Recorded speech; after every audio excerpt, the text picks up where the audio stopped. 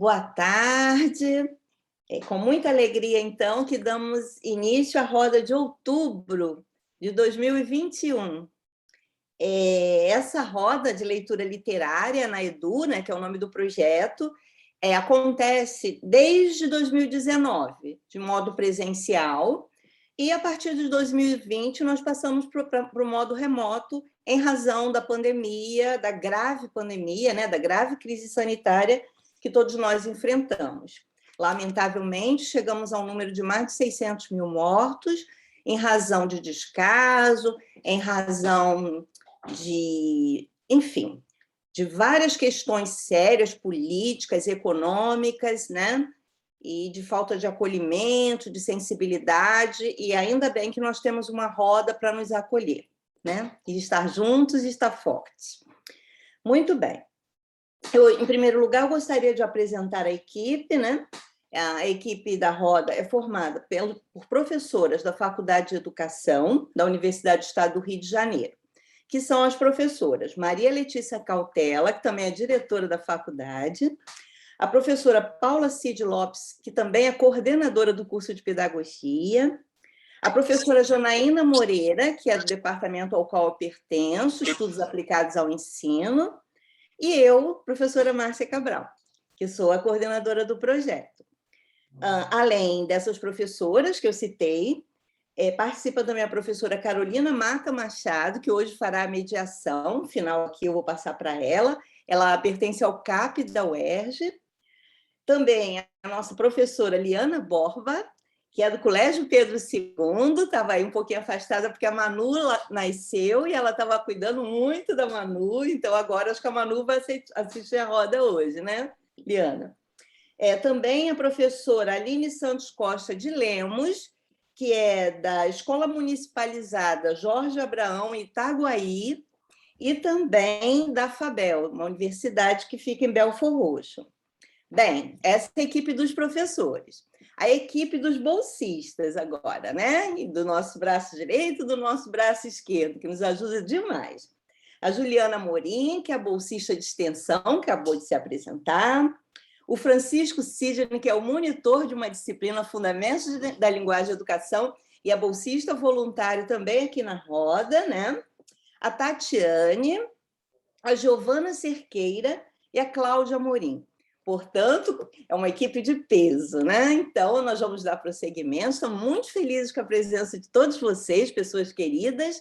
E agora eu passo a palavra para a Carolina Mata Machado, para que ela faça a apresentação da nossa convidada e dê continuidade. Muito obrigada. Obrigada, professora Márcia. Hoje a nossa roda tem a felicidade de contar com a presença da poeta Rosiana Murray, que nasceu no Rio de Janeiro em 27 de dezembro de 1950. Rosiana é formada em literatura francesa pela Universidade de Nancy, que é a Aliança Francesa, e começou a escrever poesias para crianças em 1980. O primeiro livro dela é O Fardo de Carinho. Ela, no Rio de Janeiro, passou a infância no bairro do Grajaú, filha de imigrantes poloneses que vieram ao Brasil antes da Segunda Guerra. Viveu muito tempo em Visconde de Mauá, depois em Saquarema. Rosiana recebeu 4 vezes o prêmio de melhor poesia pela Fundação Nacional do Livro Infantil e Juvenil. Ela também recebeu o prêmio da Academia Brasileira de Letras em 2002 com o livro Jardins, que foi uma parceria com o ilustrador Roger Mello.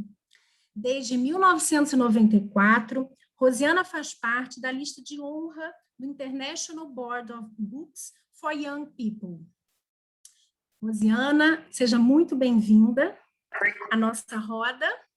Vai ser uma maravilha poder ouvi-la e saber dessa trajetória tão incrível, com mais de 100 livros publicados, que começou em 1980 e não para, com várias reedições. Muito bem-vinda, a palavra é com você. Obrigada. Muito feliz em participar de uma roda de leitura, e aí eu acho que eu vou começar pelo título dessa coisa maravilhosa que é uma roda de leitura, né? Eu tomei conhecimento dessa dessa leitura compartilhada há milhões de anos atrás com a Susana Vargas, que fazia essas rodas de leitura no Centro Cultural Banco do Brasil. Era maravilhoso e era um espetáculo você vê aquela sala lotada de gente que ia para ouvir um conto, para ouvir pessoas lendo vários autores, né, autores escolhidos pela Susana, poetas. Foi muito bonito mesmo. E ali eu aprendi, eu li um livro que a Susana publicou sobre as rodas de leitura, a dinâmica das rodas de leitura, né? Um leitor guia, cada um no Banco do Brasil tinha uma cópia do conto que seria lido, e eu tive uma experiência tão fantástica que estou me lembrando agora, que vou contar para vocês. A Susana Vargas me convidou para fazer as leituras de Natal, mas para crianças, e ela queria um conto inédito. Então, eu escrevi um conto, Babel, um conto de Natal, que era o nome da minha gata, e aí eu teria que ler para as crianças. E quando eu cheguei, a plateia tinha umas 500 pessoas. Era muita gente, era lotada de criança. E tinha um homem que fez uma apresentação antes de mim, antes que eu fizesse, e ele estava super na televisão, tinha um programa na TV Cultura, eu não me lembro, mas ele excitou as crianças de uma tal maneira que eu pensei, meu Deus, o que vai acontecer? Porque ele botou as crianças histéricas e eu ia entrar lendo um conto baixinho, que eles teriam, os que já estavam alfabetizados, que acompanhar e os outros que ouvir. Então, eu entrei e falei para eles a verdade, que eu estava com muito medo de entrar silenciosamente lendo um conto, quando eles tinham acabado de se divertir tanto e estavam assim em polvorosa. E aí eu falei para eles que eles estavam participando de uma experiência muito importante, que era uma roda de leitura, que era a primeira vez que isso era feito para crianças, e que então vamos ver o que aconteceria. Quem soubesse ler, que acompanhasse, ou pedisse o adulto para acompanhar com o dedo, para não perder, e quem não soubesse ler ainda, que ficasse em silêncio. Então, eu li o conto, de vez em quando eu parava, completava com alguma coisa minha, explicando alguma situação, fui dando pausas, e o silêncio foi ficando absoluto. As crianças estavam interessadíssimas. E, no final, eu pedi para quem quisesse que chegasse até a minha mesa para contar alguma coisa de algum bichinho seu, e tinha uma fila quilométrica. E foi uma experiência avassaladora para mim. Eu queria que entrasse alguém, a minha mediadora aqui, que eu odeio ficar sozinha falando, sem ninguém na tela. Será que a minha mediadora entra? Eu não estou vendo ela. Então, você não está vendo? É porque o que acontece? Dependendo da visualização do Zoom, vai aparecer só quem é que está mais próximo, ele faz uma ordenação outra, assim. Mas pede para você ficar, pede para o menino da técnica, porque eu fico nervosa quando eu estou sozinha naquela tela preta, assim, só eu falando para mim mesma. É muito esquisito. Eu sempre fico esquisita. E olha, nós estamos aqui 56 pessoas agora. Ótimo, uma linda roda. Então, foi a minha primeira experiência, assim, visceral, com uma roda de leitura dificílima de acalmar aquelas crianças, e foi um êxito tão absoluto. E aí eu participei muito dessas rodas do Banco do Brasil, era a coisa mais emocionante. Eu participei falando também, como leitor guia, levando, né? Foi lindo também. Eu participei das 1001 Noites, foi maravilhoso. Sumiu de novo. Vai ser assim, eu vou ficar no escuro deserto aqui, sozinha no firmamento, lá no espaço sideral. Aí, então, eu tive a sorte de ser convidada para fazer parte do ProLer, que era um programa de leitura da Biblioteca Nacional, que viajava pelo Brasil, e aí eu tinha que dar oficinas, e eu também aprendi no susto a fazer isso. E a gente fazia sempre uma roda de leitura. Então, eu fui vendo que essa leitura compartilhada ela é uma coisa muito maravilhosa para você fazer a formação de um leitor. Então, quando eu vim para Saquarema, em 2002, eu vim em 2002, a gente estava construindo uma casa, e quando a casa ficou pronta no final do ano, eu fui até a escola mais próxima, né? E falei que eu queria fazer uma roda de leitura com o 8º e o 9º ano por um ano, se eles me deixavam. Então, eu fiz no outro ano, 2003, fala. Desculpa te interromper. Esse projeto foi uma onda de leitura? Foi esse? Foi uma onda de leitura. Então, eu fiz um ano na escola, foi muito difícil, porque a escola não liberou, não me deu um contraturno. E as crianças, não, jovens, né, nessa altura, 8º e 9º ano, eles tinham que sair da aula. E o professor ficava furioso, lógico, ficava me odiando para todo sempre, porque eu estava tirando da aula. Era voluntário, quem quisesse saía. A gente começou com um grupo grande, né, barulhento, que saía da aula justamente para não estar na aula, e eles foram ficando desconfortáveis, e o grupo ficou pequeno e muito coeso, né? Então, a gente fez um ano de leituras magníficas, magníficas. A Marilene, lá do Maranhão, estava aí, muito linda. Ela está escrevendo aqui, ó. Fico muito feliz em participar desse momento, sou muito fã, moro em Alto Alegre do Pindaré. Eu acho esse nome lindo, né? Não lindo, sei poético. Mas o nome é demais, muito poético. Rosiana, então, só um instantinho. O Francisco Sidney você levantou a mãozinha. Será que ele quer ajudar a falar alguma coisa, Francisco? Isso, eu iria falar. Sim, tudo bem, professor? Boa tarde. Ali em cima, no lado direito, tem vários quadradinhos e tem uma opção escrito View. E aí, você clicando... No lado direito. Acima. No lado direito, acima. Visualizar. Não tem.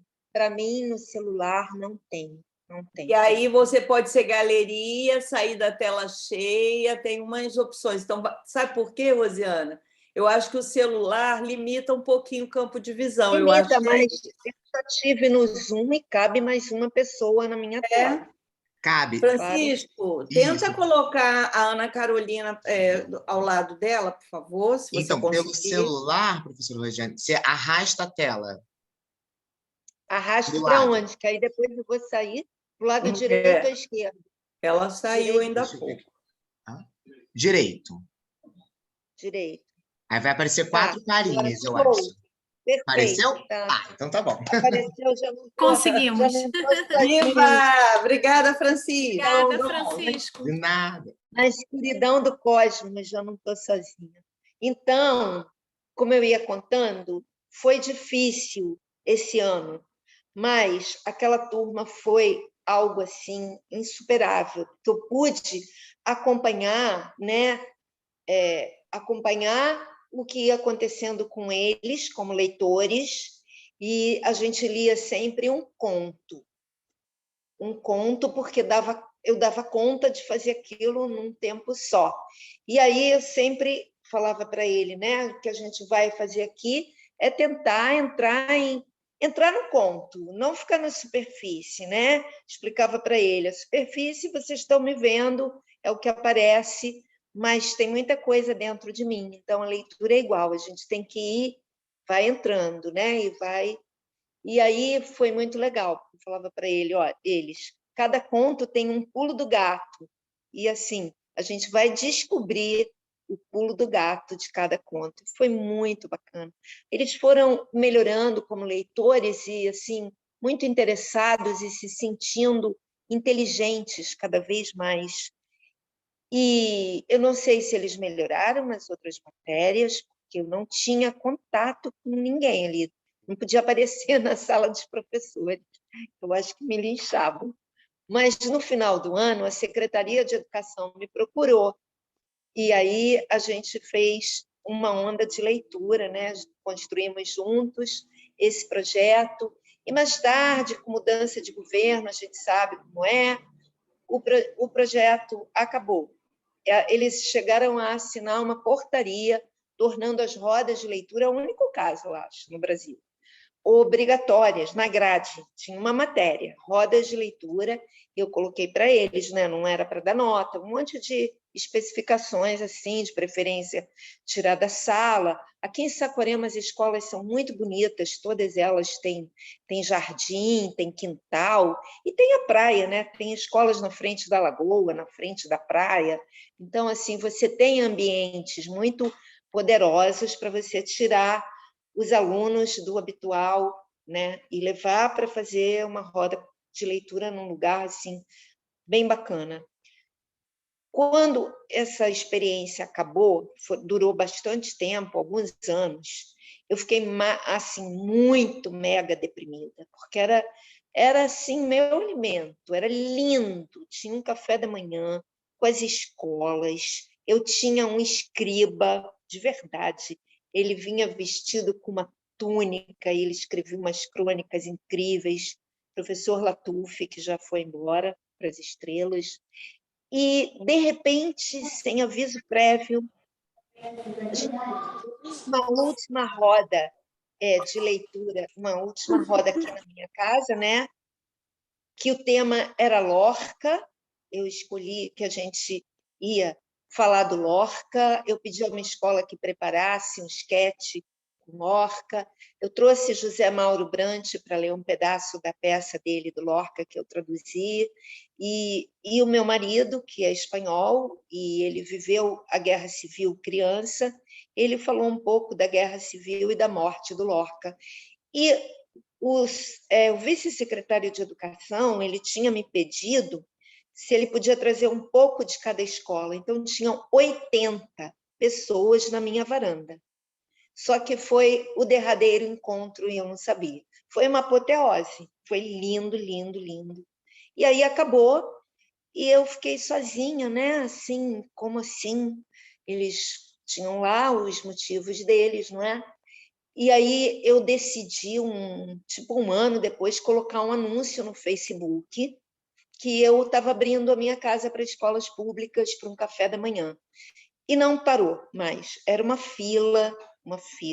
E a gente teve esse encontro durante vários anos. E veio a pandemia, né? E esse encontro não dá para fazer online. É totalmente impossível. É um encontro presencial mesmo. As crianças têm vários momentos, né? Elas vão no jardim identificar as árvores, elas vão no mar, e a gente faz a roda de leitura, e elas trazem poemas e falam. É uma coisa divina e maravilhosa. A única coisa que eu peço é que estejam alfabetizados, que leiam já, porque senão fica difícil. Daí veio a pandemia, isso, mas eu tenho um clube de leitura que eu juntei pessoas em 2010.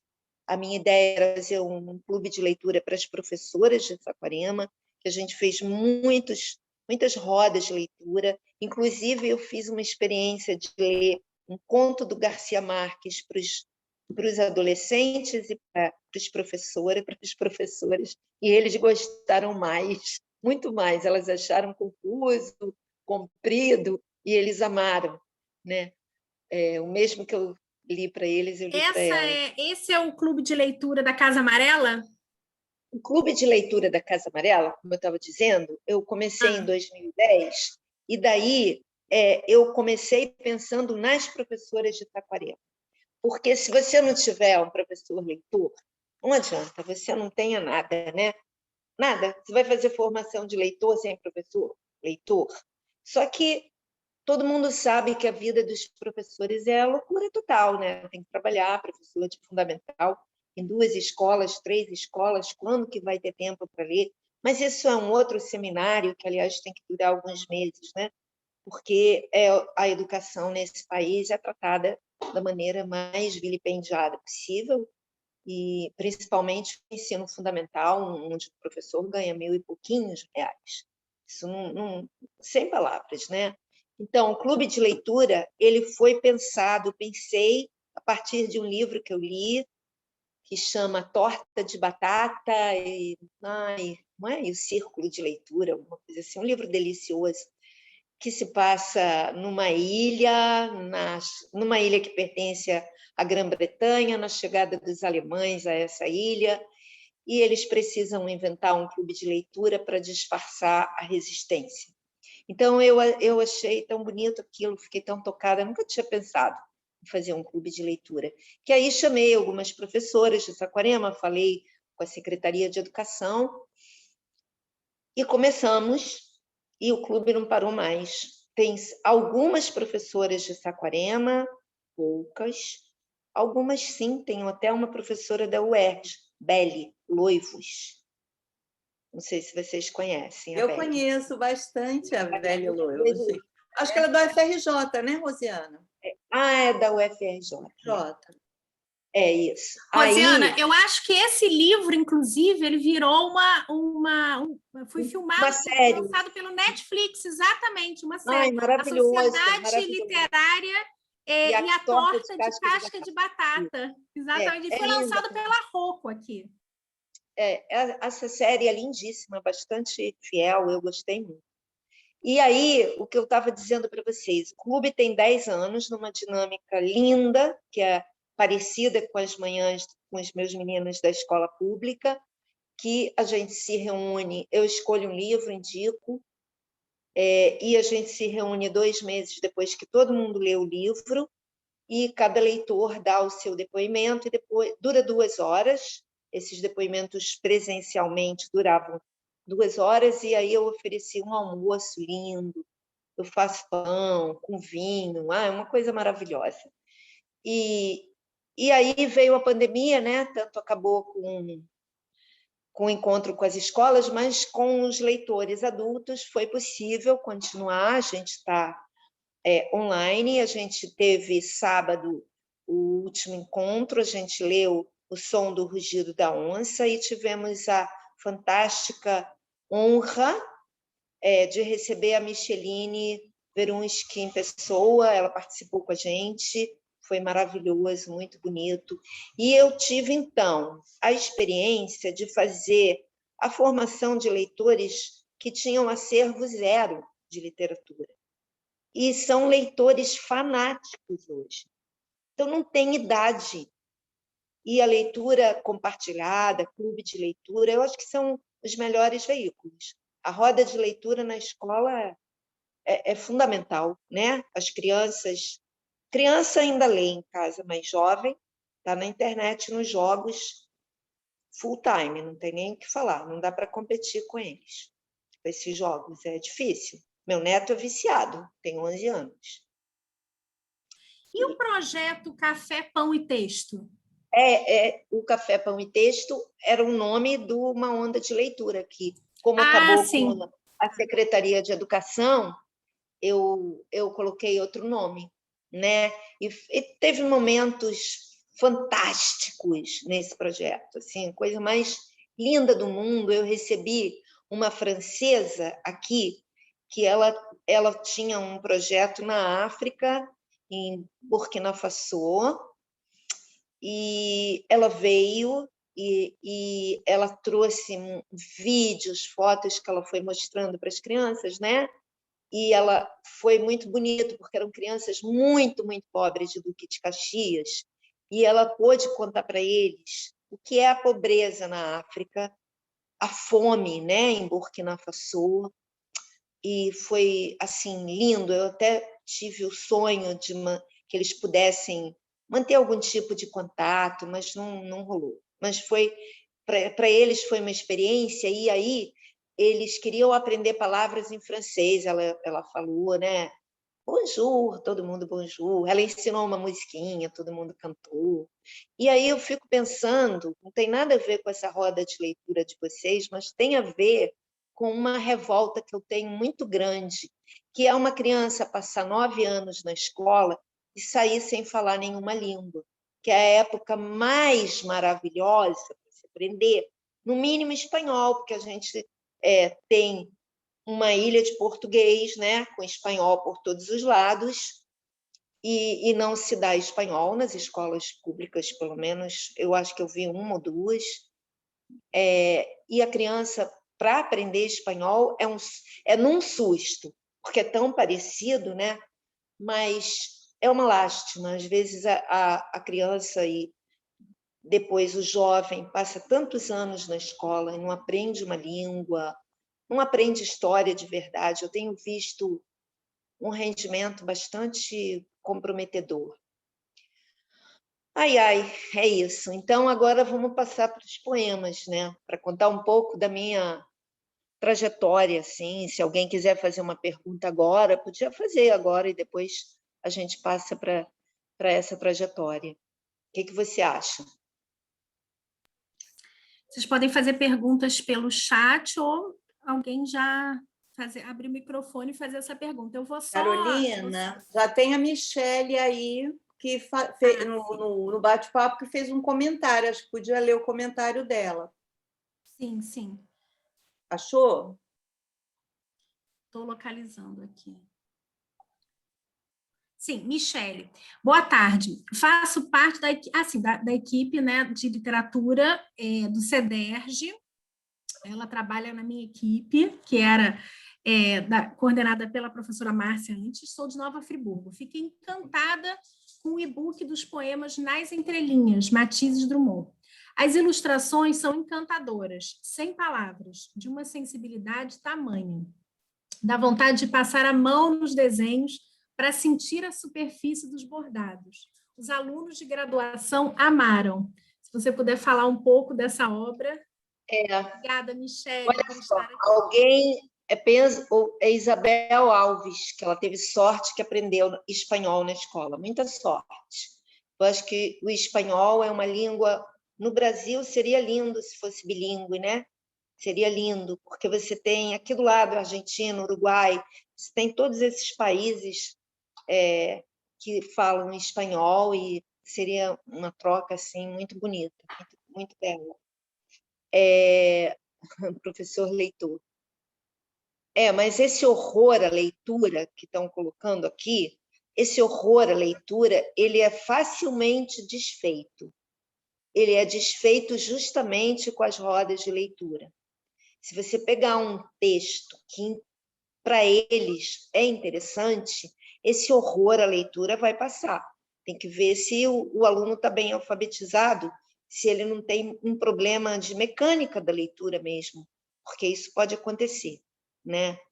Mas assim, dá para, sabe assim, um cavalo bravo que você doma, você pode consertar esse horror, no bom sentido, assim, fazer a pessoa, ao invés do horror, sentir paixão. É viável esse trabalho, realmente. Mas esses e-books, então, eu tenho que falar dos e-books, né? Eu tenho mais de 20 e-books, acho que eu estou com 21 e-books e alguns vão sair. É um projeto que veio vindo ao longo do tempo, alguma coisa que eu queria dar de presente. Só que aí, na pandemia, eu fui testemunha do desespero de alguns professores em relação a apresentar o que vai apresentar para motivar os alunos. Difícil manter uma criança ou um jovem em aula online, tirando a situação horrenda de que muitos não têm internet e ficam excluídos, e é muito complicado. Mas então eu comecei a gravar vídeos para as escolas. Eu tenho um canal que eu dedico para as professoras, para a escola, e é muito legal, igual o programa de rádio, elas me pedem, você pode dedicar um poema para a minha turma na escola tal e tal? Tá. E eu comecei a fazer mais e-books, né? Então, eu estou com parcerias muito bonitas, eles estão gratuitos no meu site, rosianamurray.com, você pode botar aí. E eles podem ser impressos, é possível imprimir. Agora, um grupo de pessoas que eu soube adotou uma escola e deu de presente para os professores um e-book Delírios, que é lindo, imprimiu, ficou lindo, com papel de fotografia, e deu de presente para os professores no dia do professor. Não é que saia mais barato que um livro, não sai. Para imprimir numa foto colorida, com papel bacana, sai caro, né? Porque você vai barateando à medida da tiragem, né? Se você tiver 1000, já barateia, mas se você fizer 50, sai caro. Mas você pode imprimir num papel comum para a tua turma de alunos, e aí não sai caro, é uma xerox. Bom, os e-books, quanto aos e-books, é isso mesmo. Estão lá. Tem para todas as idades. Eu estou fazendo um infantil, que um amigo meu, super ilustrador, está fazendo, K.O., da Bahia, K.O. Cruz Alves. Eu vou jogar em dezembro, talvez até antes, não sei. E estou fazendo várias parcerias, porque, como sou eu que faço, eu não tenho compromisso com ninguém, só com meus parceiros que estão trabalhando comigo. É tudo diferente de um livro físico, muito diferente. Primeiro porque é muito rápido, né? Você idealiza e faz, né? Um abraço, Marilene, está indo embora porque tem que dar aula. E aí, então, eu estou feliz com esses e-books, eles já começam a ser adotados em escolas. Tem um tempo para as pessoas conhecerem. Então, e essa sua relação com os ilustradores? Depois, se você puder falar também um pouco disso. Olha, é bem complicada. Tem ilustração, porque a editora, por contrato, é ela que chama o ilustrador. Eu posso indicar, mas eu não sei se a minha indicação será válida. Em algumas editoras, as mais pequenas, se eu indico, elas aceitam. Mas as grandes editoras, elas têm o que depende do orçamento delas, da predileção delas. Trabalhar com editoras grandes não é nada fácil, nada fácil. Por outro lado, se você trabalha com uma editora muito pequena, você corre muito risco, porque as editoras pequenas, às vezes, elas abrem e não aguentam o tranco, né? Muito difícil. Então, por exemplo, eu fiz esse livro maravilhoso, eu adoro, são poemas muito belos, chama Corpo e Amor. Ele, que bom, vendeu para o ensino médio 50 mil exemplares, então é estonteante você pensar em 50 mil alunos e mais, né? De repente alguém lê na casa, algum amigo, maravilhoso. Mas ficou muito bonito o projeto gráfico todo, mas logo, logo a editora saiu do ar, entendeu? E isso acontece muito com editora pequena. Quando eu indico um ilustrador e ele é aceito, é a coisa melhor do mundo, né? É um vinho tinto da melhor qualidade. Mas tenho surpresas, às vezes, bastante desagradáveis. Esse livro aqui, por exemplo, a editora do Brasil aceitou, a Regina Renault, que é maravilhosa. E ela fez uma ilustração que é um caso à parte, porque ela fez pintura sobre madeira. Então, você passa a mão na capa e a editora deixou a textura da madeira. Uma beleza, lindo, né? Posso ler um poema para vocês. Vou ler um poema para vocês. É um livro todo de lua, né? Ele chama Com a Lua nos Olhos, né? E é um poema todo de lua. Vou mostrar uma ilustração para vocês, bem bonita. É bem bonita. É lindo o trabalho dela. Vendo? Então, esse poema diz assim: Nuvem barca. Se não são de água, de que matéria os mares da lua? E se houvesse ruas, seriam de que as suas calçadas? E se existissem flores lunares, suas pétalas seriam de algodão? E se pudéssemos embarcar numa nuvem barca movida a luar? Então, busquei nesses poemas, que cada página tem um poema de lua, todo esse ambiente onírico, né, que a lua proporciona. É isso. Então, como a Márcia E de onde falou, veio a inspiração para esse livro específico? então, para esse livro específico, eu tive uma lembrança de quando eu era muito, muito, muito pequena, que a babá me levava na pracinha. Na volta, eu ficava olhando a lua e ela me seguia, eu achava incrível, porque ela estava lá na pracinha. Eu ia andando e ela vinha vindo. E chegava na porta da minha casa e ela estava lá. Então, eu achava que a lua estava me seguindo. Então, a partir disso, né, eu fiz um poema para cada página, um poema de lua. E aí, eu estava em Visconde de Mauá, já estava todo feito. E a Regina Renault foi me visitar. A gente tinha se visto uma vez na vida, num projeto. E ela estava morando na Mantiqueira também, numa cidade chamada Gonçalves, que eu não conheço. E aí ela pegou um táxi, foi lá me visitar e passou os dias comigo. Eu convidei a Regina para a gente participar gratuitamente da Feira de Livros de Visconde de Mauá, uma coisa assim muito singela, não tinha verba, não tem verba, e ela topou e foi lindo, hein? Foi lindo. Foi lindo. Nossa, porque a gente, antes desse encontro da Feira de Livro, a gente fez um café, pão e texto com uma escola de... logo depois do pedágio tem uma cidadezinha, esqueci o nome, Paracambi, eu acho que é isso, Paracambi. E a escola foi até Visconde de Mauá. E foi uma coisa linda, porque a dona do Centro Cultural, ela estava em cartaz uma exposição de arte sacra. Então, os meninos participaram da exposição. A gente fez uma roda de leitura com eles. A Regina Renault falou do trabalho dela de ilustradora, né, de pintora também. E havia um violoncelista fazendo um concerto para as crianças. Eles passaram muitas horas lá com a gente, nesse centro cultural lindo, né? A gente fez um super lanche para eles. Eles nunca tinham passado tanto frio na vida e ainda fizeram uma excursão na mata, que passa por um arame farpado assim, passa por baixo, e já está na mata, já vê o rio. Foi algo assim maravilhoso. Que eu acho que é isso, né? A literatura vai tecendo outras histórias ao redor da tua roda de leitura, né? Então, em 1980, eu consegui, com a ajuda da ilustradora, a Elvira Vinha, que já foi embora também, eu consegui publicar esse livro, Fardo de Carinho, que já estava escrito há uns 2 anos. A gente levou uns 2 anos tentando. Ninguém publicava poesia naquela época. Tinha o Vinícius, né?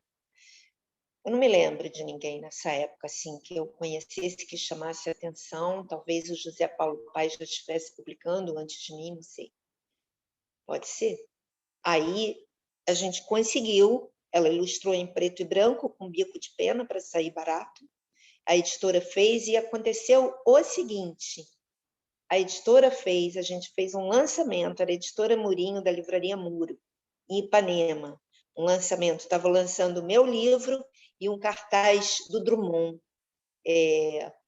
Faço um elefante com meus pequenos pertences. Como é esse poema? Era lindo. Construa um elefante com poucos pertences, alguma coisa assim, né? Construa um elefante. Era o lançamento desse cartaz, era um pôster maravilhoso, com um poema ilustrado. E aí, logo depois, nem um mês depois, a livraria e a editora, consequentemente, mas a editora, Murinho, faliu. E eu fiquei com 1000 livros para mim, que foi um acordo que a gente fez. Eles faliram. E foi horrível. Foi horrível, porque eu estava começando, era assim, uma coisa tão cruel. Eu vi meu nome pela primeira vez num livro, né? Enfim, foi superado. E aí eu fui buscar Miguelinho, saiu o meu segundo livro, a Miguelin, lá em Belo Horizonte, eu fiz uma viagem, fui até lá buscar a Miguelin. A gente não estava na era da internet, né? Eu liguei para a Miguelin, a Maria Antonieta Cunha falou comigo, e disse: não, eu publico poesia sim, mas você tem que vir aqui pessoalmente conversar comigo. Aí eu tomei um ônibus, eram 9 horas de viagem naquela época, para Belo Horizonte. E fui, arrumei um lugar para ficar, um amigo de um amigo. Bom, enfim, foi assim que a minha história começou, mas eu não projetava escrever para criança, nunca soube que eu ia escrever para criança, só que eu escrevia para mim uns poemas muito existenciais e muito, muito dramáticos, assim, em relação a tudo que eu estava vivendo. E aí o meu filho queria ler, o André, que tinha 7 anos, e ele já era leitor, desde pequeniníssimo. E aí eu falava: não, André, não quero ler isso para você. Ele falava: mãe, você está escrevendo, lê para mim. Aí eu comecei a escrever para ele, de brincadeira, O Fardo de Carinho. Aí eu adorei, porque é uma brincadeira escrever para criança. É uma coisa muito bonita, muito boa, maravilhosa. Então eu trabalho com temas, eu gosto de trabalhar com temas, né? É uma coisa que me atrai. Eu penso numa coisa, um tema, e aí, né, como o manual da delicadeza, né? Pensei, né, há tanto tempo que a delicadeza nos desabita, mas antes não era isso, né? Isso daí que a gente está vivendo é o pior pesadelo que se possa viver. Não, tem piores, né? Tem o Talibã lá no Afeganistão, tem piores, mas é horrível. E aí eu fiz o manual da delicadeza. Diga. Então, você perguntou assim um pouquinho, como é mesmo o Elefante do Carlos Drummond de Andrade? Aí eu achei ele aqui um pedacinho. Posso ler um pedacinho? Ah, pode, vou adorar. O elefante. Fabrico um elefante de meus poucos recursos, um tanto de madeira tirada a velhos móveis. Talvez lhe dê apoio. E o encho de algodão, de paina, de doçura. A cola vai fixar suas orelhas pensas. A tromba se anovela. E é a parte mais feliz de sua arquitetura. Escolhi esse pedacinho, só porque você perguntou. Muito lindo, muito lindo. Então, Rosiana, tem uma pergunta aqui, inclusive, agora, porque você mencionou os temas, né? A Caroline Flor perguntou: boa tarde. Em algum poema você trata do afeto em meio à perda? Olha, um pouco em alguns poemas, sim, né? Por exemplo, nesse livro Colo de Avó, né? Nesse livro Colo de Avó, a minha editora falou: Rose, mas e quando a avó morre, né? Como é que fica? Aí, então, eu escrevi um poema para falar disso, porque a avó nunca morre, né? Ela morre, mas não morre. Está sempre presente. Chama Segredo. O segredo da avó que vai embora, que se muda para o céu, para a estrela mais brilhante, é que ela fabrica sonhos. Quando morava na terra, fazia sonhos no fogão, fritos ou assados. Mas nas estrelas não existe cozinha, então a avó sozinha fabrica para seus netos os sonhos mais belos, feitos com pó do universo, que parece purpurina, e são tantas aventuras nos recheios, unicórnios, dragões, príncipes e princesas, que os netos acordam mais coloridos, os corações mais cheios de amor. Também, num livro que não está aqui comigo, mas é um conto, chama Um Avô e Seu Neto, eu falo da morte do avô. Eu falo de perdas, eu falo de solidão, eu falo de silêncio, porque eu tenho sempre, quando eu escrevo, mesmo quando é muito lúdico, engraçado, eu tenho muito presente que eu não fui uma criança muito feliz. Eu vivi numa casa de imigrantes, não é? Então, meus pais vieram da Polônia, cada um no seu tempo, na década de 20, se casaram, mas uma casa de imigrantes judeus, naquela época, eu nasci em 50, a guerra tinha acabado há 5 anos. Né? Eu nunca soube da parte da família que ficou lá, mas ficou. Veio, assim, meus pais vieram, meu pai veio com a mãe e os irmãos. Claro que lá o pai dele tinha sido já assassinado naquelas pequenas matanças de judeus. Mas eu não sei quem ficou lá, tios, primos, certamente. Como a guerra tinha acabado havia 5 anos, a gente tinha no círculo de amizade dos meus pais sobreviventes de campo e tudo, era uma casa pesada para mim. Eu acho que a criança fareja muito. Então, eu não vou dizer que eu tive uma infância feliz. Até a Fanny Abramovic tem...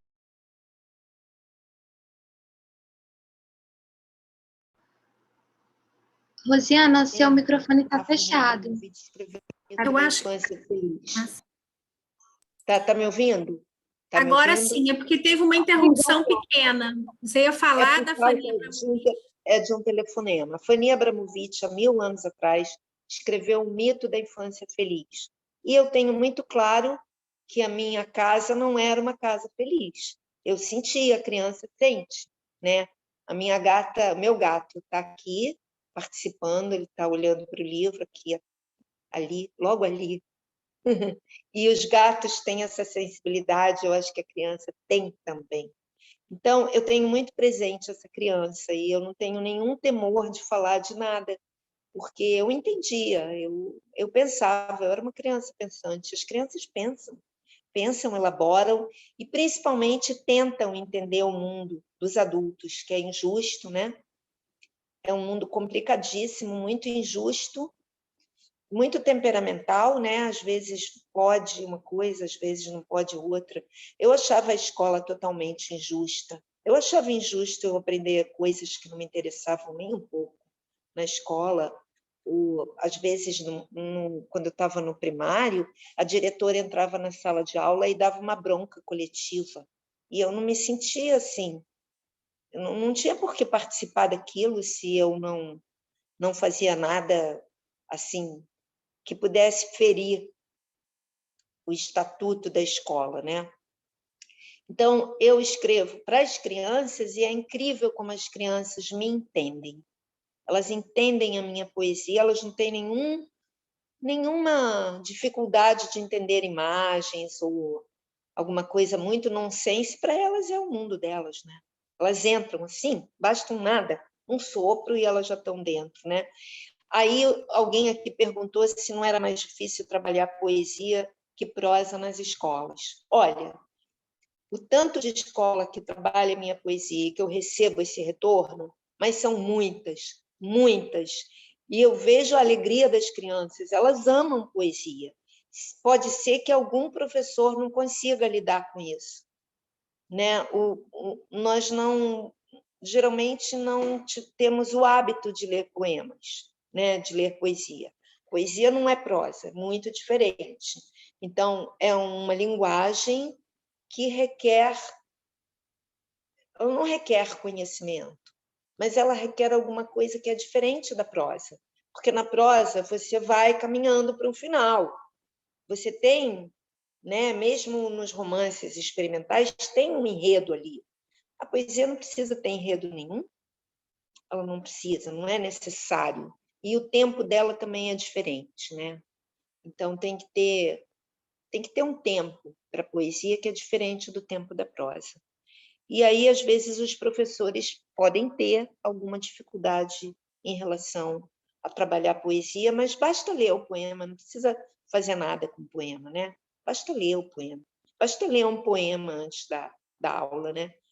Se vocês são de pedagogia, eu sempre acho um absurdo, eu não sou professora, mas eu acho, lembrando de mim e das escolas que eu conheço, eu acho um absurdo um aluno chegar da sua casa, chegou, e já começa uma aula assim, a seco. tem que ter alguma passagem, um ritual de passagem entre a casa e a escola. E esse ritual pode ser um poema, pode ser um Era uma Vez, né? Porque aí vai fazendo uma certa passagem, um certo silêncio interior para você chegar na tua atividade, né? Era horrível quando entrava o meu professor de matemática já jogava alguma coisa que eu não entendia nada no quadro negro, assim. Eu adoraria que tivesse algo antes, uma acolhida, alguém colocou aqui, uma acolhida, uma música. Rosiana, a Estela perguntou qual o título do poema da avó. Peraí que eu esqueci, eu acho que é Segredo. É do colo da... Segredo, é Segredo. As ilustrações maravilhosas da Elizabeth Teixeira. Eu amo Elizabeth. Ela é linda. Uma honra trabalhar com ela, né? E, enfim, aí é isso. A gente vai fazendo um livro atrás do outro. Está muito difícil publicar, não está nada fácil. A gente sabe que esse governo odeia cultura, odeia livro. Se pudesse, faria uma fogueira, como fizeram no nazismo, como faziam na época das Inquisições, como fazem, né, os tiranos, os ditadores, os que têm medo, pavor, né? Então, a gente sabe que essa época é difícil para publicar, é difícil para as editoras, é difícil, bastante difícil. Então, a gente fica batalhando cada livro como se tivesse começado hoje. Não é justo, mas a minha neta de 7 anos, ela já diz, quando alguma coisa a desagrada, ela fala, a vida não é justa. É verdade, não é justa, tanta coisa que a gente está vivendo, não é justo, né? E falando de perdas, durante a pandemia, eu fiz um livro de poemas chamado Rotas de Fuga, porque a pandemia ela foi algo bastante único, né? A gente não tem notícia de uma história assim, onde o mundo parou, nem na gripe espanhola o mundo não parou, realmente, né? Morreram 20 milhões de pessoas, mas o mundo não parou, né? Nas guerras, nem nas guerras, a vida continua precariamente, mas no começo da pandemia o mundo parou. Isso é uma coisa assim completamente única. E além do pavor de morrer, de perder alguém da família, a gente teve uma perda brutal do nosso modo de vida, né? Do nosso, assim, era tão natural para mim abrir o portão, ir para a vila a pé, fazer minha aula de pilates, sair, sentar no café. Tudo isso me foi tirado de repente, né? E tantas pessoas entraram de cabeça na miséria, né? A gente está vendo um Brasil outra vez miserável, muito miserável, com fome. É muito lindo. Então, eu fiz esse livro colocando a literatura como rota de fuga, né? Nos poemas, sempre. Eu acho que é isso, que a literatura ela é a nossa salvação mesmo, porque durante todo esse tempo, quase 2 anos, daqui a pouco fazem 2 anos, o que a gente viu nas redes de proliferação de encontros online, clubes de leitura sendo formados, tanta coisa linda, tanta arte circulando, porque senão a gente enlouqueceria de dor, né? Então é isso. Posso ler mais alguns poemas? Tem Então, alguma aqui pergunta? a Caroline, ela diz, que lindo título, poderia ler alguma poesia de Rotas de Fuga? E a Isabel, em seguida, comentou, a arte salva. A arte salva. Eu não posso, esse livro deve sair ano que vem, ele está prontíssimo, mas a editora está esperando alguma coisa e vai sair ano que vem. É uma editora nova, ela se chama Estrela Cultural e ela fez um livro lindo meu que chama Armarinho Mágico e eu quero ler um poema que eu gosto muito para vocês. Ele foi inspirado no armarinho do meu pai, lá no Grajaú.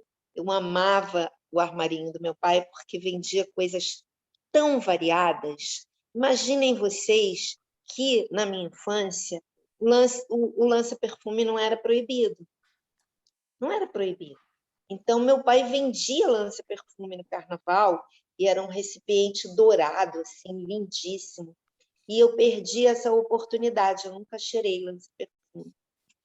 Ficou a curiosidade, não faço nem ideia de como seja, mas depois foi proibida a lança-perfume como droga, né? Então, essa loja sempre, eu posso vê-la, assim, maravilhosa para uma criança.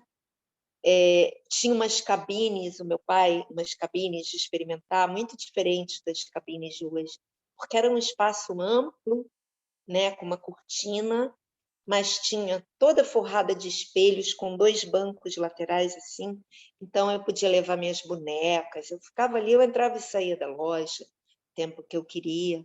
E aí eu fiz esse livro assim, um armarinho onde todas as coisas que estão à venda, elas são mágicas. E aí eu fiz uma máquina fotográfica mágica. A máquina fotográfica do armarinho mágico é bem diferente. Não faz fotos de paisagens, bichos ou gente. Fotografias de sentimentos é o que faz para cada um uma cor. Só vou contar a primeira fotografia. Não importa se é noite ou dia. O amor é sempre dourado. O resto você inventa. E aí eu quero dizer para vocês também que um tema muito presente em todos os meus livros quase é o tema da natureza do meio ambiente, né, que me preocupa desde muito antes de entrar na pauta. No meu livro Classificados Poéticos aparece completamente essa preocupação, porque é isso, né? Porque a Terra não vai acabar, mas a gente vai, né? Se continuar assim, desse jeito.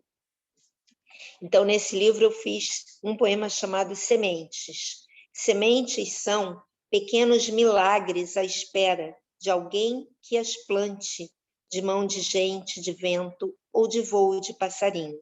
No armarinho mágico, é possível encontrar as mais raras sementes das flores que você sonhar, de árvores imensas, como jacarandá e baobá. Enche o seu bolso e leve para casa uma floresta ou um jardim. Então, adoro esse poema também. E aí, lá em Visconde de Mauá, onde eu também vivo, sou dividida, porque lá vive a minha família, numa terra que a gente comprou há mais de 40 anos. E antes era um pasto, quando a gente comprou era pasto, tinham poucas árvores. E a gente reflorestou, mas os passarinhos, eles foram os grandes reflorestadores, né? E de um tempo para cá, todo ano, já é uma floresta, é linda. Uma floresta nova, jovem, de 40 anos, né? Mas todo ano agora, esse vai ser o 3º ano, que a gente está fazendo um plantio de árvores muito duradouras, que eu fiz um diagnóstico da mata, e o botânico disse que a gente precisava plantar árvores que vivessem muito, porque essas árvores, daqui a pouco, elas vão envelhecer, essas que estão lá. Então, a gente está fazendo um plantio muito lindo, e eu estou numa felicidade que vocês nem imaginam, com esse enriquecimento da mata. A gente já tem alguns bichos na mata, né? De vez em quando, um mirara vai me visitar. É uma coisa tão emocionante. A primeira vez que eu vi, eu gritava de emoção. Então, tudo isso junto é a minha vida, né? O mar, a montanha, a floresta e a literatura em tempo integral, porque eu estou sempre lendo o tempo todo, tenho clube de leitura, é isso. A gente pode abrir para pergunta, ou eu leio mais poemas, o que vocês quiserem, me digam. Olha só, já tem algumas perguntas a mais aqui. A Paula Cid fez o comentário: Rosiana, que coisa boa te ouvir e conhecer um pouco mais da sua história. Quais são as suas leituras de cabeceira nesse momento? Vamos fazer mais algumas, tá? E aí, se você puder, responder. Tá. Deixa eu responder essa. Tá. Bom, as minhas últimas leituras, né? eu estou relendo que o primeiro encontro presencial do meu clube vai ser o Lentamente, mais pouquíssimo tempo, um livro que é um dos livros da minha vida e que, felizmente, está com uma boa tradução em português, que é Com a Vida pela Frente, do Émile Ajar. É um livro narrado por uma criança, né? O narrador é uma criança. É uma história extraordinária, é um livro extraordinário. Eu aconselho muitíssimo esse livro, né? A gente leu, meu Deus, do Itamar Vieira, esse que fez um baita sucesso. A gente leu Torturado. Isso, a gente leu o Torturado. Esses foram as últimas leituras do clube, e agora eu estou lendo Carta a Meu Pai, do Kafka, e comprei hoje um livro da Prêmio Nobel. Esqueci o nome dela. Comecei a ler agora, nas primeiras páginas. A moçambicana maravilhosa, linda, linda, linda. Meu Deus. Achem para mim. Ela é prêmio Camões, não é Nobel. Camões. Prêmio Camões.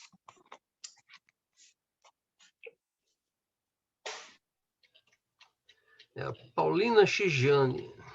Isso. Eu acabei de comprar um livro dela pelo Kindle.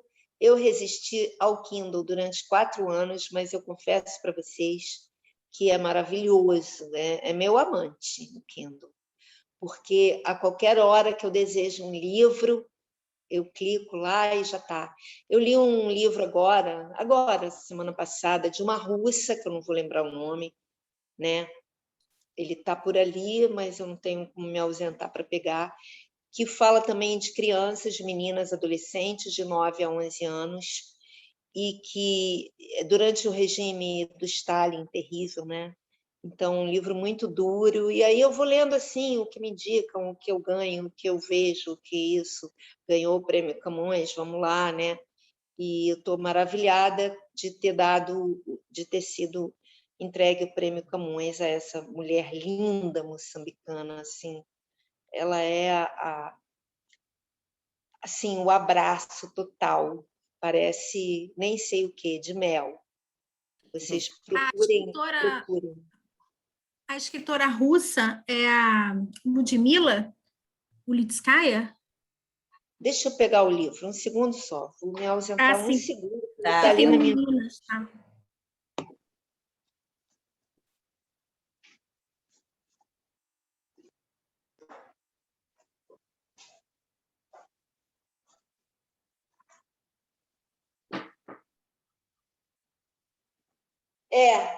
É ela.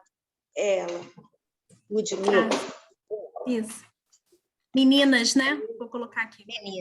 Meninas. É um livro duro, duríssimo, muito duro. Tremendo, terrível. E aí, assim, uma leitura chama a outra. Aí eu fiquei com vontade de reler As Meninas, da Lígia Fagundes, para ver se tinha fazia algum elo, adoro, né, quando faz um elo, mas não tem nenhum elo. Eu tô lendo também, estou começando a reler. Então tá. Aí eu estava falando das editoras pequenininhas, né, corajosíssimas, até porque a gente vê que as grandes vão comprando, né? É o processo capitalista mesmo, é esse, né? As grandes vão comprando os pequenos, né? Então, aqui perto, eu adoro Saquarema, porque é uma cidade 1950 com toda a tecnologia, né, que existe hoje, mas ela é uma cidade muito pequena, muito do interior mesmo, onde você vê, por exemplo, Saquarema tem pouco comércio, mas você vai a Bacaxá, que é um bairro, não é uma cidade, mas é quase uma cidade, que fica a uns 8 quilômetros de Saquarema, onde está todo o comércio. Você encontra lojinhas tão antigas, aqueles barbeiros tão de antigamente. Eu sou fascinada, assim, realmente, eu sou fascinada por histórias antigas, pela antiguidade. É muito bom, fico maravilhada, né? E quando eu faço meus encontros com as crianças aqui em casa, eu não faço nenhum esquema. Assim, os temas vão aparecendo, sabe? Cada encontro é diferente do outro. E eu acho que as aulas também tinham que ser assim. Tudo misturado, é tudo tão compartimentado, né? Aula disso, aula daquilo. Por que você não pode misturar? Né? Claro que pode. A vida é misturada, não é compartimentada. A gente tem essa mania absurda, tão de controle, né? De você tem que agora livro na sala de leitura. Leitura é professor de português, professor de química não é leitor. Eu perguntei para o meu irmão, vou fazer uma afirmação assim muito dura aqui, pode ferir alguém, mas peço de antemão desculpas. Tenho um irmão médico, né? E a gente sabe que tem muitos médicos bolsonaristas. A gente sabe que tem muitos médicos endossando tratamentos que não funcionam para a Covid. E eu perguntei para o meu irmão, né, que é um grande leitor, é um grande médico, oncologista e um grande leitor. Perguntei por quê? Qual a explicação para isso? E ele falou, eles não são leitores. Eles não leem nada. Não leem nada. Se você não lê nada, é terrível. Então, você tem que ler para trás e tem que ler hoje. Para você se situar hoje, você tem que ler muito também para trás, né? Por isso, agora, eu vou dar 2 livros de Kafka para o meu grupo, que são muito íntimos, que é a Carta ao Pai e Cartas a Milena, porque Kafka traduz muito bem esse momento, ele cada vez é mais atual, né? E aí você vai entender, você vai estar, eu penso, para um leitor que nunca leu, mais apto a entender, a compreender Kafka, mas também apto a compreender o que isso tudo pode fazer com a gente, de que maneira tudo isso pode nos fragilizar, não é? Então, toda essa pessoa que eu sou, inquieta, vivendo dentro da natureza, né? Então eu tenho tempo para ler, para pensar. Eu coloco isso na minha literatura para crianças e jovens também. Eu coloco porque eu sou, né? Então eu nunca vou falar com eles diminuindo eles, nem diminuindo a capacidade que eles têm de compreender sempre um pouquinho mais, né? É isso. Rosiana, tem um comentário aqui da Maria José. Vocês me escutam? Sim? Eu acho ótimo. Eu acho ótimo que eu li ali, misturar tudo nas rodas de leitura. Acho ótimo, maravilhoso. Porque a gente lê um livro de ensaio no meu clube de leitura, no nosso clube de leitura, né, da Casa Amarela. A gente leu. Eu vou ter que abrir uma janela aqui para o meu gato Babel sair, que ele está desesperado. Vou levando vocês junto. Pronto, pode sair, Babel. Então, a gente leu o livro Sapiens no nosso clube de leituras. É um livro de ensaio. Então, acho que é super válido, maravilhoso. Pode ler. A gente lê um livro inteiro de poemas. A gente leu o Poema Sujo, né? Inteiro, para discutir depois. Você pode ler um livro inteiro. A gente lê um livro inteiro de poemas de um poeta maravilhoso israelense. Eu vou pegar, deixa eu ver se o livro dele está aqui. Que, como ele está falando o tempo todo de Jerusalém, faz como que um fio condutor, e aí a gente consegue ler, porque eu estou esquecendo. Ele não está mais aqui, eu já levei para outro lugar. Que pena, eu não vou lembrar. Ele não é traduzido, ele tem um livro em português, que foi o que a gente leu. Talvez eu lembre do nome dele, que eu amo tanto ele, mas eu fiz 70 anos e a memória vai ficando complicada. Infelizmente, né? Para nomes. É horrível isso. Então, sim, se pode misturar, se deve misturar. Tem mais alguma? Tem uma tem algumas perguntas. A Márcia fez uma pergunta de como é que é o funcionamento, com que frequência, né, do clube. Ah, tá. E diz que fica encantada com a releitura de Grande Sertão Veredas. E aproveitando, a Cecília Gobfer disse: gostaria de saber o que Rosiana acha do uso de multidisciplinas em rodas de leitura. É isso que eu estava respondendo, que eu li. Exatamente, era essa. Só Era lendo o que ela colocou para compartilhar, né? Uhum. Então, o clube funciona de 2 em 2 meses. A gente dá um livro, né, e dá 2 meses para cada um ler o livro, e o nosso encontro é via WhatsApp. Cada um faz uma gravação em casa de 3 minutos do que sentiu, não é uma discussão acadêmica, ninguém pensa nisso, em que seja uma discussão. Eu não tenho nenhuma ferramenta para fazer análise literária aí. A gente faz um outro tipo de aproximação, né? Babel, quer sair ou não quer? Se decide. E aí, as pessoas gravam 3 minutos, e enquanto a gente está ouvindo uma gravação, é muito maravilhoso ouvir a voz da pessoa. A pessoa bota a foto e a gravação. Aí a gente vai digitando e comentando a gravação. Dá muito certo. É lindo, porque você fica... você, por exemplo, eu estou aqui, eu não posso sair, andar pela casa, mas você pode andar pela casa, você levanta, né, alonga, né, porque é duro ficar muito tempo sentado, e aquela voz da pessoa está ali, né, e você vai digitando e comentando. Muito legal esse método. Eu até prefiro. E a gente ia fazer um encontro agora em dezembro, o primeiro presencial, mas eu desisti um pouco. Vamos esperar mais um pouco. A Europa está com medo outra vez, né? Parece que a Europa vai começar a fechar algumas coisas outra vez. Então, complicado. Aí vamos esperar.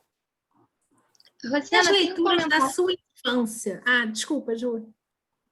Não, é só um comentário da Maria José, que ela tinha feito mais cedo, que legal. ela disse. Muito Madonna, interessante. Vou anotar. Só não consegui saber o autor. Madonna com casaco de pele, quem é o autor? Ela botou aí, mas não deu tempo de eu pegar. Deixa eu ver aqui embaixo. Sabahattin Ali. Já peguei. Tá. Ok. Nunca li. Eu li o Nobel turco, né? Mas tirando o discurso dele para o Nobel, eu não gostei dele. Então, eu só dou no clube o que eu gosto. É uma coisa bem tirânica da minha parte. O comentário da Maria José. Muito interessante e sensível seu olhar de fora da escola e, ao mesmo tempo, por dentro dela, costurando poesia e atividades variadas. E temos também um apelo... Pode comentar. Não, é que eu conheço muitas escolas, há tantos anos que eu viajei tanto, né? Desde 90 eu viajei sem parar e conhecendo escolas pelo Brasil todo. Tem experiências magníficas e outras escolas assim que só de eu chegar eu já sei, não precisa nada, só chegar. Eu farejo que naquela escola não tem afeto correndo. A primeira coisa que uma escola precisa é ter muito afeto, né? A escola pública recebe pessoas que às vezes têm uma casa muito conturbada, tem que ter muito afeto. Querem saber quais eram as minhas leituras da infância, né?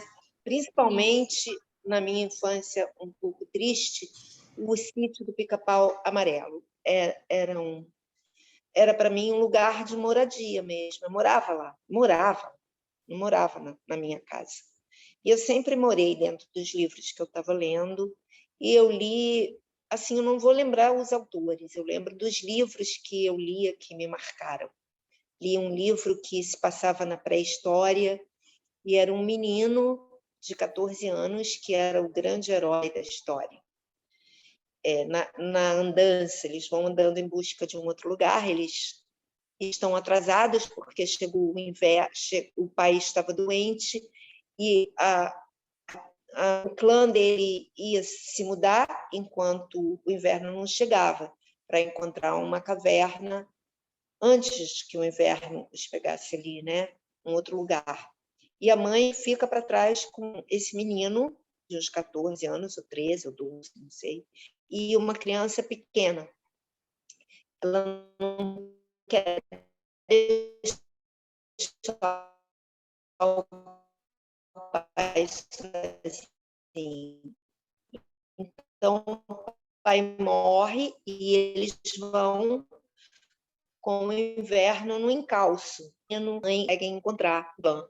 Então, foi a primeira vez que eu tive uma percepção de que eu podia ser menino também.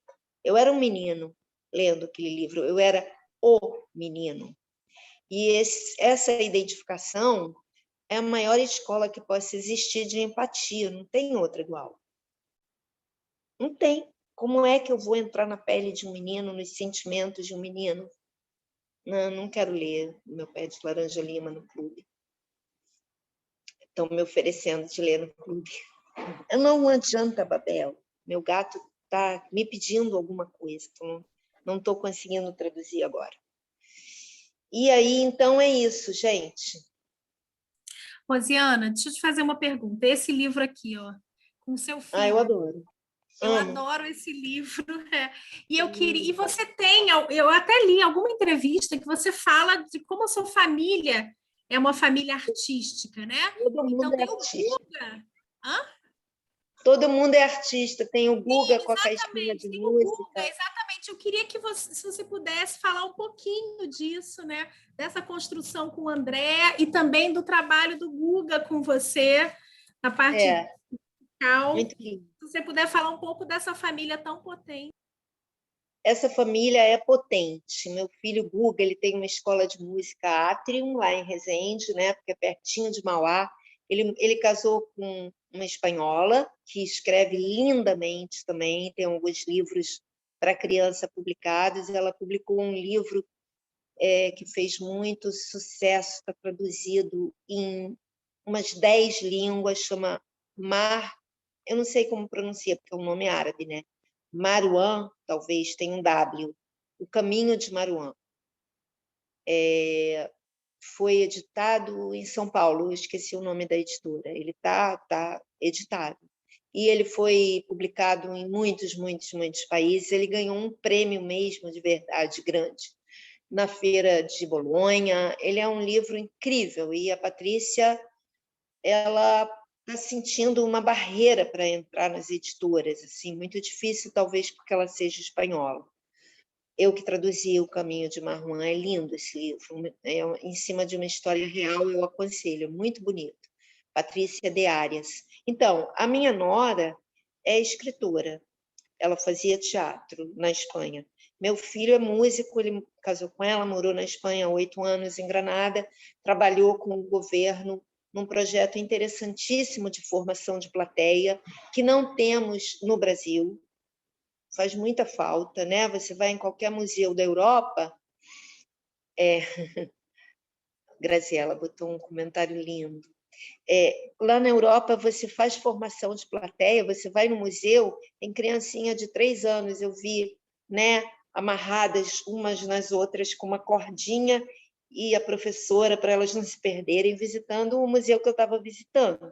É muito lindo, maravilhoso. Você não tem isso da escola, não é um cotidiano da escola de fazer formação de plateia. O Guga trabalhava com o governo andaluz de Granada em formação de plateia, então ele fazia concertos didáticos. E a gente publicou o livro juntos, né, o Caixinha de Música, e ele fez um concerto didático em cima do Caixinha de Música, a gente viajou para muitos lugares com esse concerto, e ele acaba de ganhar o primeiro lugar no Prêmio Aldir Blanc de Resende, como se chama? É um prêmio cultural, ele ganhou o primeiro lugar como escola de música, e a Patrícia ganhou o primeiro lugar em Resende, nesse prêmio Aldir Blanc de cultura, com os livros dela. Então, eu tenho uma irmã ceramista, a gente tem vários livros que ela participa, como é nos meus e-books, com um trabalho belíssimo dela de ceramista, e também ela desenha, faz aquarelas. E tem o meu filho, chefe, né, André Murray, só a minha nora, que é também chefe de cozinha, que ainda não tem nenhuma participação comigo. Eu tenho que pensar nisso urgentemente, da gente fazer alguma coisa juntas, né? Esse livro, Concerto Caixinha de Música, tem no meu site, dá para ver esse concerto, né, com o Guga. E eu fiz primeiro Caixinha de Música, e depois o André falou: mãe, você não gosta mais de mim, é?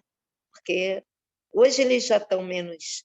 Eles não me disputam tanto, mas já disputaram muito. Aí eu falei: que isso, André? Falei: como assim?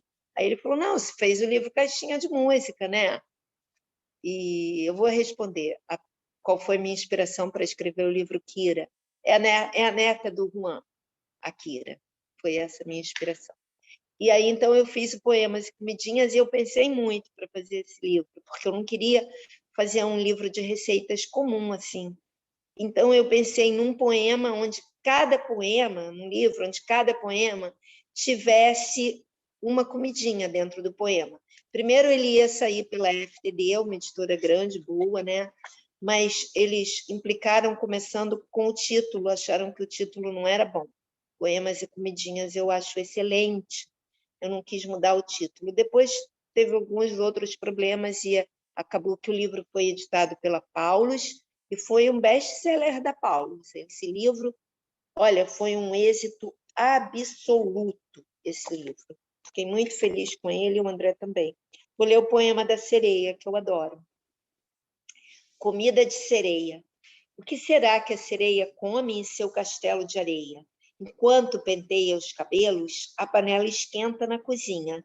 Será que a sereia come anêmonas, ostras, cavalos marinhos ou delicados peixinhos de olhos dourados? Algas marinhas, lulas, sardinhas, polvos, mariscos, enguias? Ou será que a sereia come poesia? E o Caó fez essa ilustração, né, maravilhosa, e o meu filho fez um prato delicioso. De cada poema ele tirava uma receita, alguns são pratos super conhecidos, e ele simplesmente ensina a criança a fazer, junto com a mãe, né? Cozinha para criança também, mas tem que ter um adulto junto. Bom, eu quero saber se eu não estou chateando demais vocês. Não? Está maravilhoso, está muito maravilhoso. Rosiana, te ouvir. Se você puder falar um pouquinho do livro de contos, aquele que tem o conto de Natal da Babel. Aquele livro, ele existe para ser... né? E Leves Assombros, né? De Leves Assombros. Ele está online por uma editora na Amazon, pode encontrar. Essa editora me pediu, né, para publicar ele online, porque ele saiu da editora FTD, ele saiu do catálogo, tiraram. De vez em quando eles dão uma limpa no catálogo, e aí retiram coisas. Vai, Babel. Deixa eu te apresentar, então, faz alguma coisa útil. Esse é o Babel. O conto chama Babel, um conto de Natal, que eu li lá no Centro Cultural, e era da outra Babel, porque o Babel tinha uma Babel fêmea que ressuscitou nesse Babel. Não está chateando, está inspirando o que falaram. Então, esse livro, esses contos, eu acho que outro dia alguém falou, eles são mais crônicas do que conto, e eu acho que eu concordo. É muito difícil essa fronteira, né? Eles são na primeira pessoa, eles são uns contos muito da minha memória mesmo, de coisas acontecidas. Eles são mais crônicas que contos, eu acho. Mas são bonitos, eu gosto, não desgosto. Nunca me achei uma contista boa. Eu acho que a minha praia é poesia mesmo. Mas eu consegui escrever um conto que foi um desafio de uma amiga minha, da gente fazer um trabalho a 4 mãos. Ela me deu a ideia, o roteiro, e ela faz o personagem masculino e eu faço a personagem feminina. A história é, assim, muito interessante. É um homem que ele é bissexual e ele tem uma amante mulher e um amante homem, e os dois não se conhecem, e no conto ele só aparece na voz dos amantes. E pela primeira vez eu consegui construir um conto que eu acreditei que era um conto, porque a minha personagem feminina tem uma densidade, ela é de verdade, ela parece ser de verdade. Mas escrever ficção é muito difícil para mim. Eu tenho poucos livros de contos, né? Para criança eu acho que eu tenho um. Poucos, são muito pequenininhos e poucos, e tenho alguns para jovens, mas eu não sei. Meu negócio é poesia, sabe assim? Meu negócio é poesia mesmo. Mas estou fazendo, estou tentando. Não é natural em mim. Eu acho que eu não tenho uma imaginação para escrever ficção. Difícil para mim. Descrever também é muito difícil para mim. Descrever. Então, é isso. Sou uma contista frustrada. Mas esse livro é bonito e está à venda. Está à venda na Amazon. Rosiana, tem uma pergunta da Michele. De onde veio a ideia do livro Entre Linhas em parceria com Bordados Matias e Simão? E qual foi o processo? Só um minuto que andou aqui o chat. E qual foi o processo da ilustração? Então, eu sempre admirei essas bordadeiras maravilhosas do Moon. E um dia, gente, esqueci o nome dela, de uma das do Moon. Ela morava em Brasília e me telefonou e disse que era louca pela minha poesia, que elas tinham um sonho de ilustrar um livro meu, mas acontece que naquele momento nenhuma editora queria me dar o grupo do Mon, né, como presente para ilustrar um livro meu. Eu acho que elas eram caras, assim. Tem que pensar que às vezes a editora ela publica um livro de poemas para constar do catálogo, mas ela não coloca um papel bacana, um ilustrador bacana, ela não faz o menor trabalho com o livro. Por exemplo, eu tenho um livro, Osso dos Desejos, da Editora Moderna. A edição é muito, muito, muito, muito ruim, eu não gosto das ilustrações, tomara que o ilustrador não me ouça, mas elas não falaram comigo e a edição ficou esquisita, o papel, tudo. Não colocaram nenhum sentimento nesse livro, da parte da editora, porque, na verdade, eu acho que algumas editoras não acreditam tanto na poesia. Uma vez eu ganhei um prêmio APCA, importantíssimo, com o meu livro Artes e Ofícios, e a editora me telefonou, era a editora da FTD na época, para me dar notícia, ela muito espantada do livro ter ganho o prêmio. Ela falou: nossa, Rosiana, mas é um livro tão importante, você sabe a importância desse prêmio? O livro não, o prêmio. Aí eu falei: eu ganhei o prêmio. Ganhou o prêmio? Olha só. Aí eu falei, e ela falou: e vai ter uma entrega do prêmio. E eu falei: e a editora me dá a passagem, me dá um hotel em São Paulo? Não, infelizmente a editora não pode te dar nada. Então, assim, às vezes, essa relação é difícil com a editora, né? Então, eu queria as meninas do Mon, e tem um menino, que também o grupo, os desenhos são do Demóstenes, e aí eu tinha uma viagem para Brasília e eu conheci uma delas, né? E numa outra viagem, eu conheci a Marta, né? E eu tenho um trabalho com a Marta nesses meus e-books, que é Preto, Branco e Outras Cores para Colorir ou Bordar. Para imprimir, colorir ou bordar. E aí eu tive a coragem de pedir para a Marilu, que é como se fosse a maestra do Matizes do Mundo, né? se ela não queria me dar uns bordados para eu colocar poema, uns bordados do grupo, para eu colocar um poema em cada um. E ela me deu. E foi assim que a gente fez um Entre Linhas, que vai ser publicado pela editora Lê.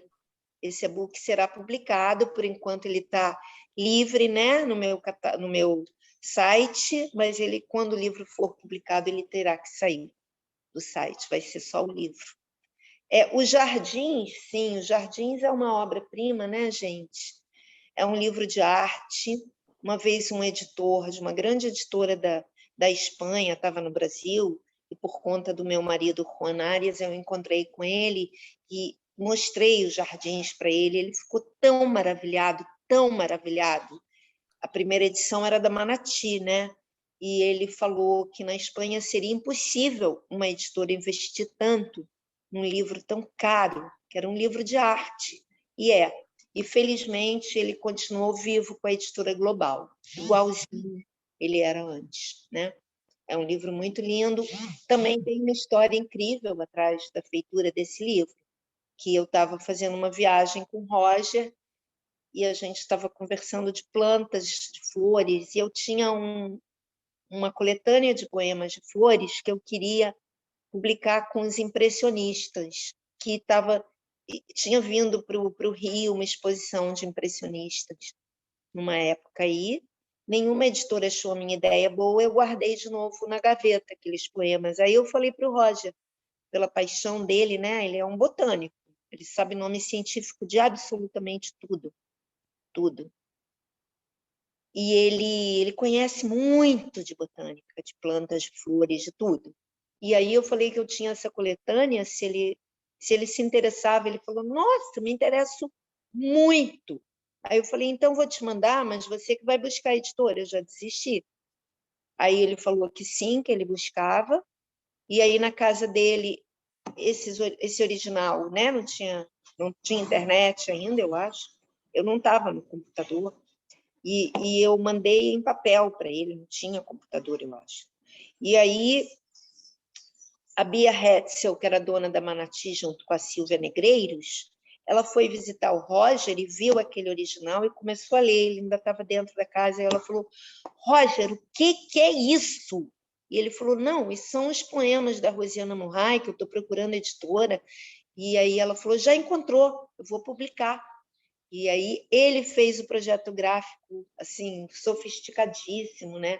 E a Manati entrou de cabeça e o livro ganhou esse prêmio inacreditável, né, pelo conjunto dos nossos trabalhos. Sim, nós temos o livro Desertos, que eu adoro, que recebeu tantos elogios, mas é um fracasso completo de tudo, de vendas, de distribuição.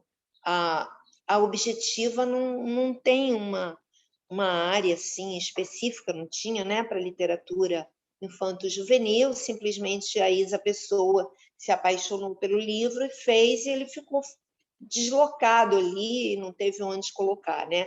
Foi vendido para a Companhia das Letras, agora ele está lá, mas também está esquecido lá. Não sei o que fazer a respeito. Eu adorei o livro, eu adquiri, né, porque nós fazemos um acervo da Bolsa, né, da Roda de Leituras, e eu adorei o livro. A textura do livro é diferente, parece um caderno de pintura. Eu achei lindo. É lindíssimo. A minha doutora estava comigo, ela falou assim, nossa, que livro lindo. Aí tirou foto para poder adquirir. Eu achei lindo. É muito bonito, Desertos. Ele era um caderno de viagem, igualzinho o livro que o Roger levou e desenhou. E ele me trouxe a Saquarema, o caderno de viagem, me deixou o original, porque eu pedi a ele para colocar poemas, e ele me deixou esse original, morrendo de medo de acontecer alguma coisa com o original, e realmente o livro é igualzinho o original dele. É igual o caderno, igual tudo. Eu só coloquei os poemas e ficou uma beleza, como se fosse o reverso do jardim, né? O avesso dos jardins, que é todo colorido, né? Ele é em preto e branco, é o deserto, é o silêncio, é o quase vazio do deserto. Os poemas são numerados, eles têm título, eu quis numerar. São muito bonitos. Eu fiz em cima dos desenhos, justamente. como eu fiz com as entrelinhas, como eu faço com muitos parceiros meus, colocar o poema na imagem, processo invertido. E como é que é, assim, o seu processo de escrita? Tem algum momento, você escreve todos os dias? Como é que é isso, assim? É uma coisa que você tem um leitor que leia primeiro, que faz essa Olha, leitura? hoje Processo solitário? a Márcia falou que acordou com um poema meu que eu fiz no meu café da manhã. Aí eu coloco na rede, né? Eu mando para os meus amigos e coloco na rede. E a Márcia podia ler esse poema de hoje. Você tinha ele. Você tem Eu como tenho localizar? sim, peraí, deixa eu Tá, achar aqui. pode Que localizar. eu Eu tirei gosto um muito de print de escrever. manhã, estava na cama, né? E aí Eu eu vou, gosto às muito vezes, olhar alguma coisa no Instagram antes de. Aí eu falo, não disso. vou lá no Face ver se tem um poema. Ah, calma, acabei indo para outro lugar. Só um minutinho, cheguei, eu acho. Eu gosto de escrever essa hora, cedíssimo de manhã, sozinha, tomando meu Então, café, sozinha. foi mais ou Fala. menos às 6h50 da manhã. Eu abri os olhos na cama e como aí eu fui no Face e estava lá.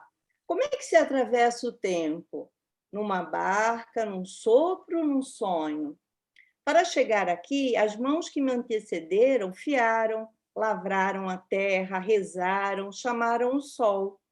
Nessa corrente quase sem fim, que me leva por mares e desertos, montanhas de línguas e palavras, para frente, para trás, agora, Rosiana Murray. Aí de manhã, eu fiquei toda arrepiada agora. E de manhã fiquei também, né, antes de tomar Essa é a minha café. hora. Essa Obrigada. é a hora que eu gosto de escrever. Bem cedinho de manhã, muito cedo. Geralmente eu acordo 5h30, assim, 5 horas. E aí eu sento aí, começa a clarear, é maravilhoso. É uma hora muito, muito boa para mim. Rosiana, eu tenho uma dúvida. Hum. Do projeto Café, Pão e Texto. É que a senhora fala muito da sua infância, né? E dos traumas que teve na infância, né? Da infância um pouco triste. E aí eu queria saber se o projeto também tem a ver com essa, sei lá, trazer uma esperança para a criança, tirar um pouco de um lugar, assim, sem cor. Porque Eu a não leitura leva a pensei, gente para lugares diferentes, né? eu não pensei nisso, né? Quando eu fiz. Eu pensei em dar uma manhã linda para eles. Isso eu pensei, mas não fiz nenhuma relação com a minha infância, nenhuma. Pensei nas professoras também, elas ficam muito felizes. E eu recebo professoras também no meu Café Pão e Texto.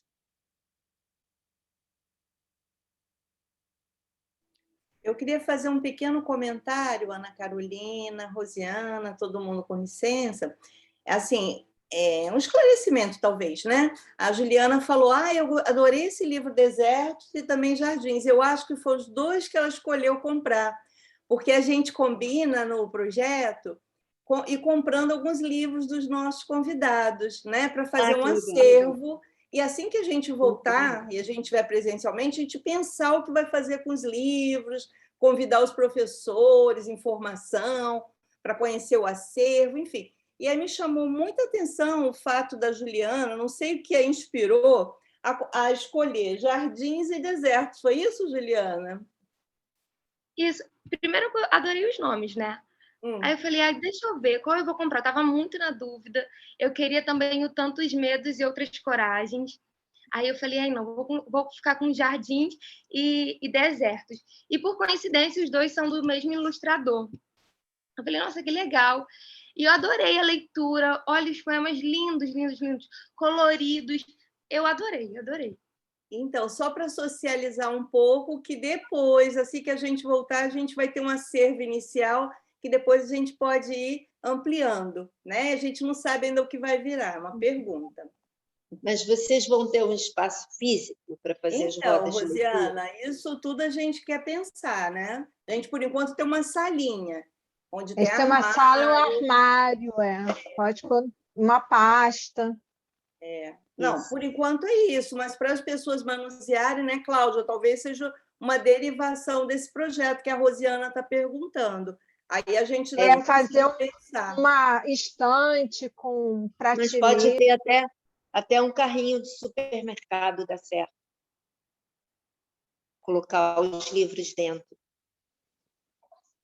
É uma estante que circula, né? Assim, né? Dando essa ideia. Uhum. Então Isso é tá, a ótimo. gente só queria socializar essa questão, tá bom? Para frente, quem sabe? Alguém dá mais ideias, como o Mas Carlinho, e por aí todas as coisas, primeiro elas são uma ideia, né? E não esquecendo que a gente tem, né, associação com o CAP da UERJ, com o Pedro II. Então, quem sabe se esse carrinho não vai andar, né, para mais de um lugar com essas professoras lindas que estão aqui. Estou vendo a Margaridinha, que estava tanta saudade dela, tanto tempo que não vejo, a Estela e todo mundo mais. Então, a gente está caminhando para o final, e aí o que vocês querem? Que eu leia alguns poemas para a gente ir se despedindo? Acho que pode ser maravilhoso. Escolher alguns para ler. Excelente ideia, adorei também. Maravilhosa. Tá, vamos lá. Eu tenho um livro que eu adoro, que é esse daqui, que está absolutamente esgotado, que era da Manati. A Manati fechou, né? Então eu consegui colocar alguns, mas outros não. Caixinha de música ficou esgotado, não consegui uma editora para ele. E não consegui para o Diário da Montanha. É assim, a vida não é justa, que nem disse a minha neta, porque são livros lindos, né? Que ficam fora de circulação. Eu vou ler um poema para agradecer vocês, porque é lindo, está no meio de leitores, de gente... O que ela está perguntando? Se eu dou formação de leitores, como é? Não sei. Não, é que encontrei uma colega do grupo da Estação das Letras que está te assistindo. Fiz roda de leitura com ela, com a Suzana Vargas. Aí por isso que ela está falando comigo. Mas era só isso que eu estou perguntando. O espaço da Suzana é maravilhoso. Agradecimento, porque a vida é uma festa trágica, alegre, triste, porque a vida é um presente, não importa o recheio, porque o tempo é caudaloso e apaga o próprio tempo, porque há sempre alguém que se ama, porque o universo é imenso e somos apenas uma leve pegada, porque somos feitos de sangue, ossos, lágrimas e poesia, porque cada dia é absurdamente único, porque em tudo que tocamos, pele, objeto, coração, deixamos nossa tatuagem, há que agradecer. Eu agradeço muito mesmo estar no meio de leitores. Eu sei o quanto que a universidade tem sofrido, né? E tem que fazer das tripas coração para se manter. E é isso aí. A educação pública é a única salvação desse país.